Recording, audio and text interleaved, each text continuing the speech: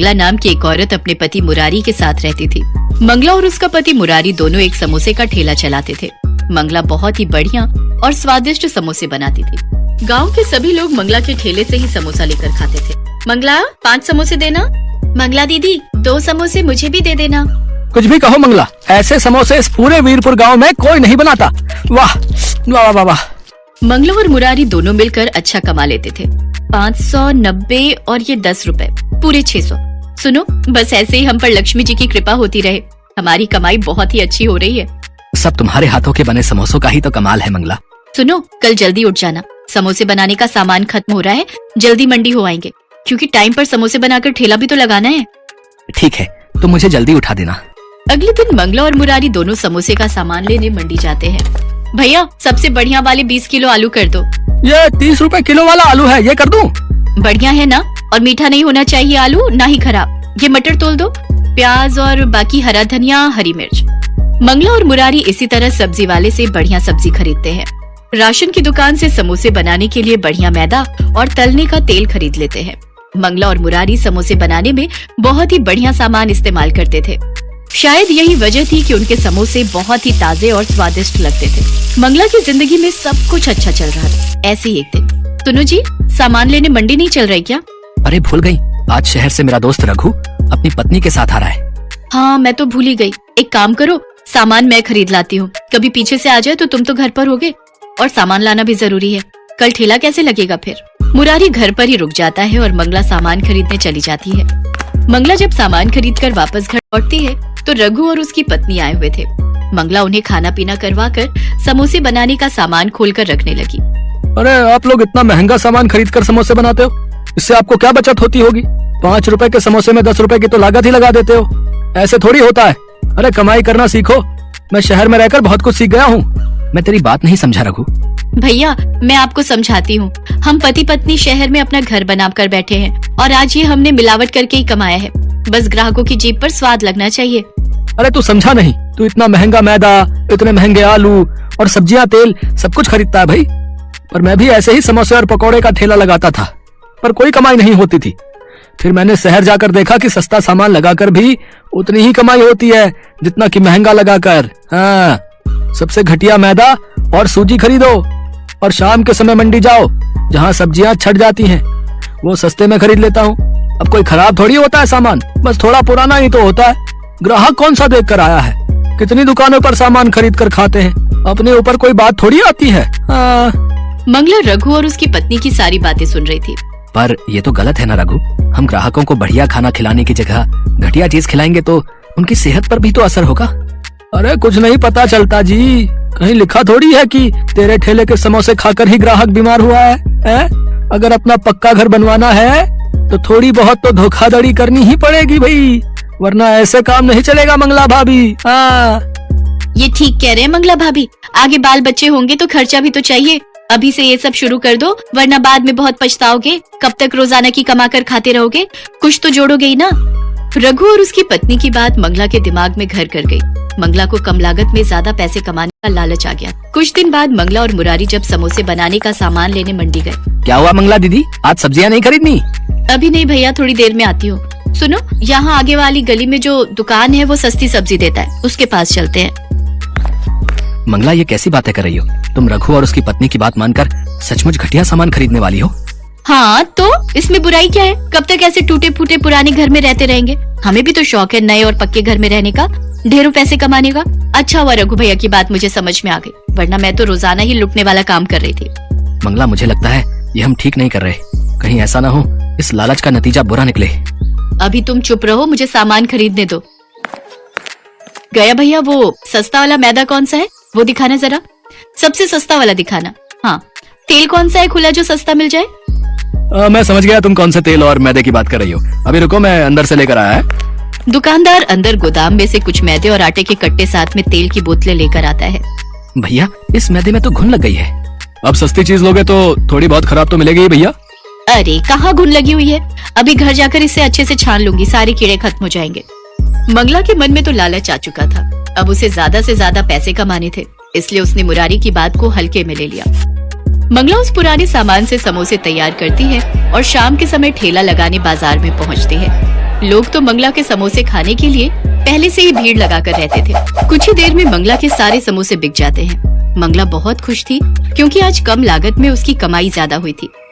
आज तो कल से भी दुगने पैसे बच गए। देखा, रघु भैया शहर में रहते हैं, उन्हें सारी जानकारी है। हम दोनों तो इतना महंगा सामान इस्तेमाल करके लुट रहे थे। अब देखना, मैं रोजाना ही दुगने पैसे कमाऊंगी। कल इससे भी सस्ता सामान खरीद कर लाऊंगी। मंगला सस्ता और घटिया सामान खरीदकर समोसे बनाने लगी। धीरे धीरे गांव के कुछ लोग बीमार पड़ने लगे।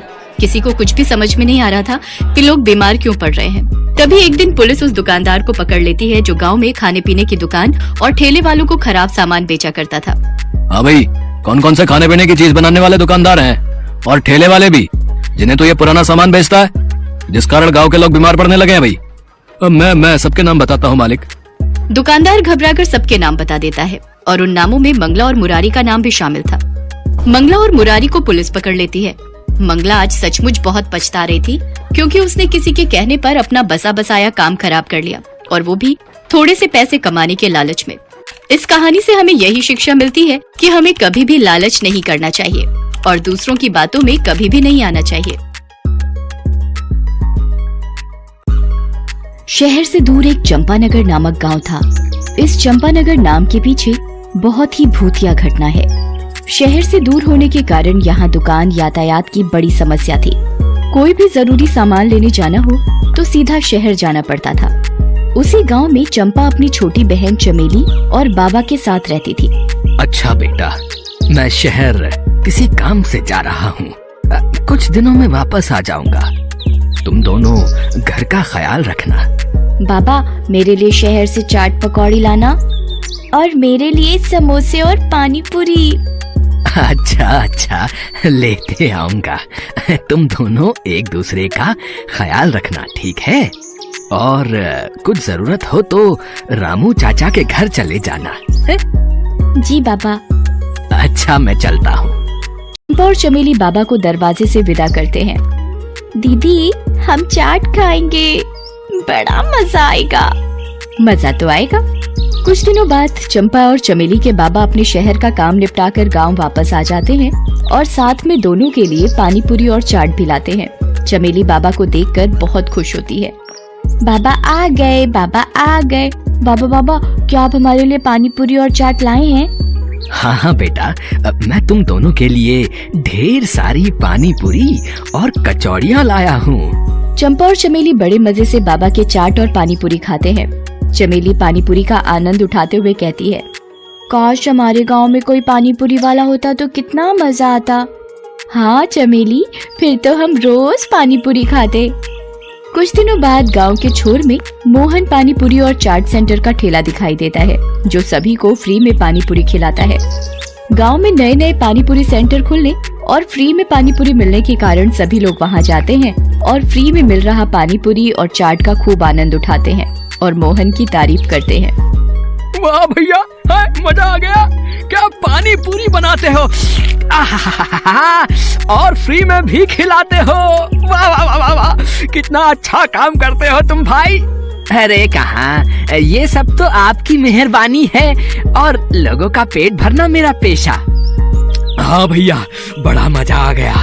बरसों बाद आज इतनी स्वादिष्ट पानी पूरी चखी है। आहा, और खाइए, चाट भी खाइए, सब कुछ फ्री है यहाँ। मोहन की मुफ्त और स्वादिष्ट पानी पूरी की चर्चा सारे गांव में थी।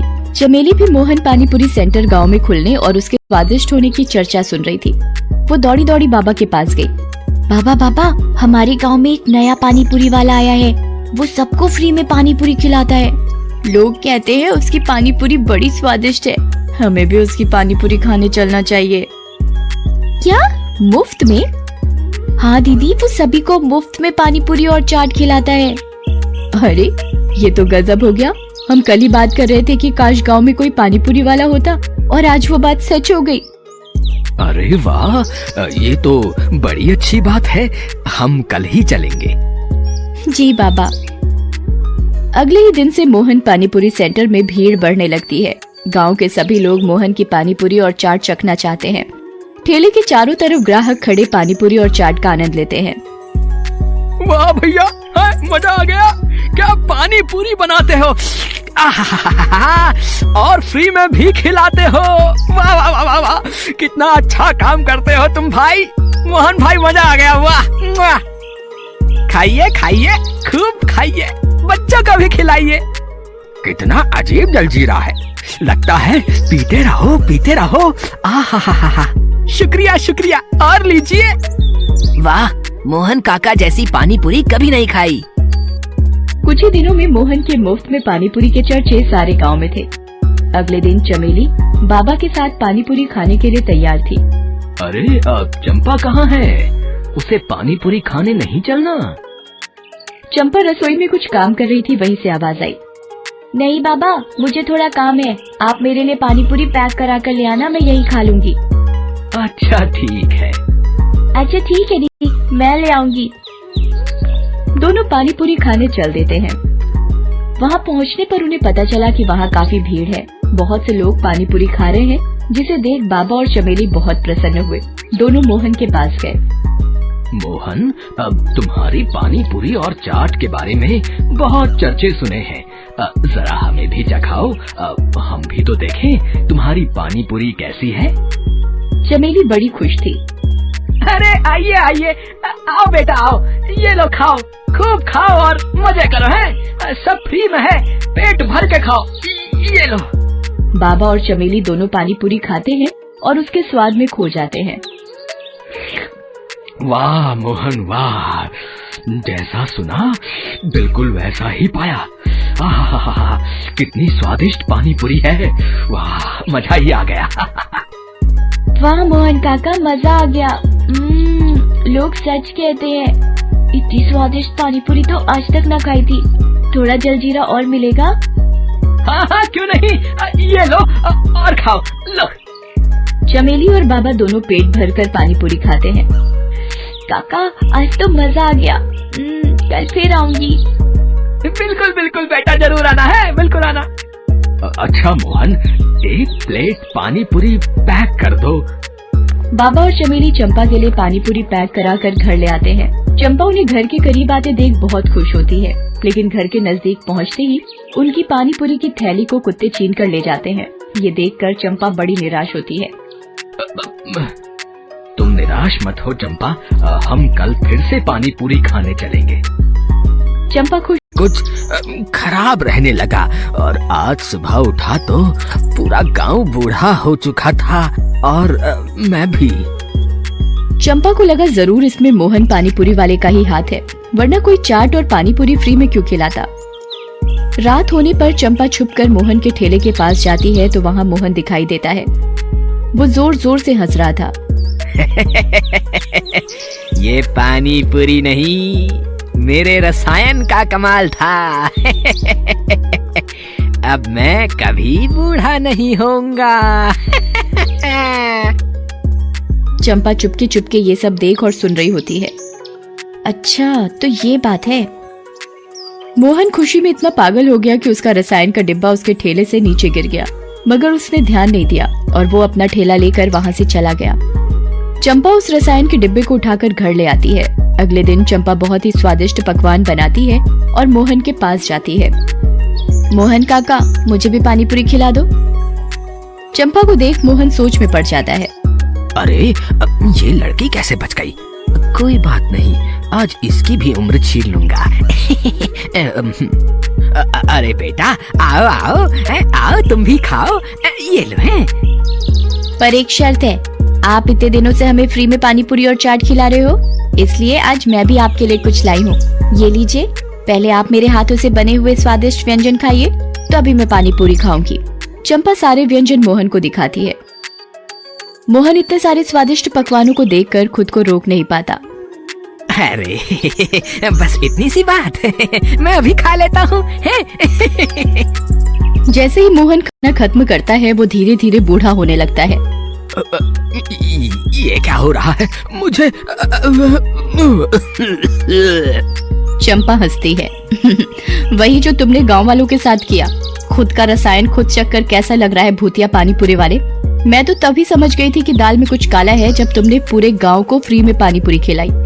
पानीपुरी वाला धीरे धीरे बूढ़ा होने लगता है। अरे मेरा रसायन रसायन कहाँ गया? मेरा रसायन कहाँ गया? तुम्हारा रसायन? तुम्हारा सारा रसायन इन्हीं स्वादिष्ट पकवानों के साथ तुम्हारे पेट में है। और वो भूतिया मोहन पानीपुरी वाला बूढ़ा होते होते गायब हो जाता है। धीरे धीरे सभी गांव वालों को उनकी उम्र वापस मिलने लगती है। अरे देखो देखो, मैं ठीक होने लगा, मैं ठीक होने लगा, मेरी उम्र वापस आ रही है। चमेली और उसके बाबा भी अपनी असली उम्र में वापस आ जाते हैं। चंपा की ये बहादुरी देख सभी गांव वाले उसकी तारीफ करते हैं। चंपा, तुमने अकेले ही हम सबकी जान बचा ली। तुमने कमाल कर दिया। नहीं रामू चाचा, ये सब आपकी देखरेख का ही कमाल है कि मैं जल्दी ठीक हो पाई और उस भूतिया पानीपुरी वाले को सबक सिखा पाई। वाह चंपा बेटा, तुम्हारी चतुराई और बहादुरी से आज सारा गांव बच गया। मुझे तुम पर गर्व है बेटा। तब से सारे गांव वालों ने गांव का नाम चंपानगर